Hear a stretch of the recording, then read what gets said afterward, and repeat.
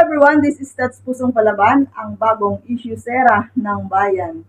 So ayun nga guys, na ngayon ay meron naman tayong isang video na pinag-uusapan ngayon at umaani ng samot-saring mga komento sa mga netizen ngayon. Kung ano nga ba talaga ang pagkakamali, si father ba talaga o yung magpapakasal. Kumbaga, panoorin natin guys itong issue na to, panoorin natin itong video na talaga namang ikaw na ang bahalang humusga o magkomento sa nangyaring kasalan na to. Kasi kitang-kita dito na talagang nagmamadaling naglalakad si bride dahil nagagalit na daw si father kasi na-late sila ng dating. Ayan.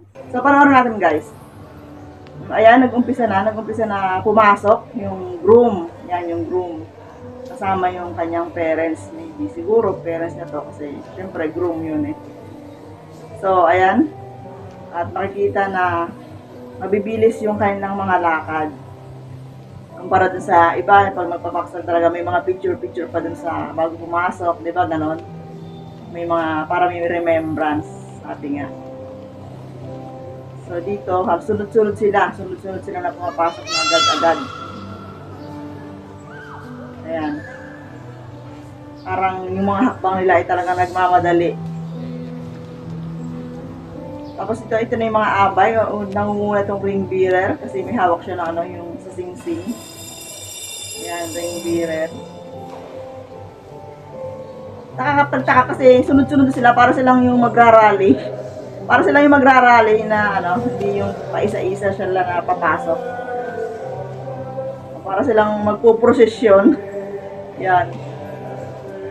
So ang issue doon to ay na-late ng dating yung magpapakasal kaya nagagalit daw si father. Yun yung naging issue. Na kung tutuusin ay tama ba yung inasal ni father dito? Kasi guys, kitang-kita dun sa video na nung bride na yung maglalakad papunta dun sa unahan, sa altar, eh nagmamadali na ito si father, nag-umpisa na siya ng pagmimisa. Pakinig sa video, nagsabi na siya ng sign of the cross, nagsabi na siya na kasalukuyan naglalakad pa lang si bride. Kaya si bride napabili siya ng hakbang at muntik na talaga niya, muntik na siya mapasubsob kasi natapakan niya yung kanyang gown. So ayan guys, panoorin natin. Pakinggan niyo yung pare. Ang grasya ng Kristo Isa na po ba? Oh, diba? Hindi na siya nasuod kasi natapakan niya yung lahat. Pinuntahan siya ng isang alin na tutulungan siguro sa palakad. So yun guys, talagang nakakadismaya din, diba? Nakakadismaya na yung minsan ka lang ikakasal sa buong buhay mo tapos ganun pa yung nangyari. Kumbaga, sabihin na natin na nagkamali yung magpapakasal na late sila, na may dahilan daw ito kaya na late. Yan, nagkaroon ng maling impormasyon sa kanila, kaya na late nang punta sila sa simbahan. Ayan, so talaga nagkaroon siya na ng hindi pagkakaintindihan. Ayan.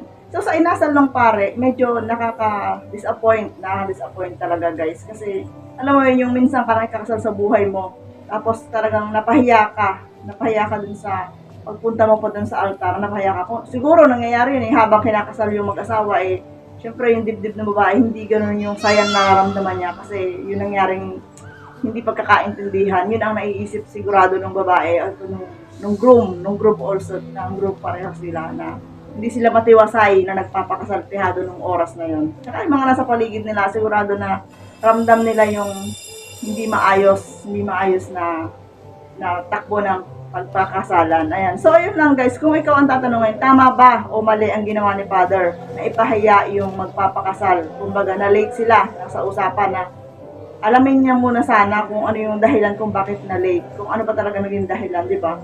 So, para sa akin talaga guys, talaga na-disappoint din talaga ako ng slight kay father. Kasi yun talaga yung memories na dapat ikikip mo na sobrang saya mo. Yun talaga yung dapat. Pero nauwi sa pagpapahiya ng bride at saka dun sa yung memories na sana sobrang maligaya ka ay nagkaroon ng agam-agam na alam mong galit si father sa'yo.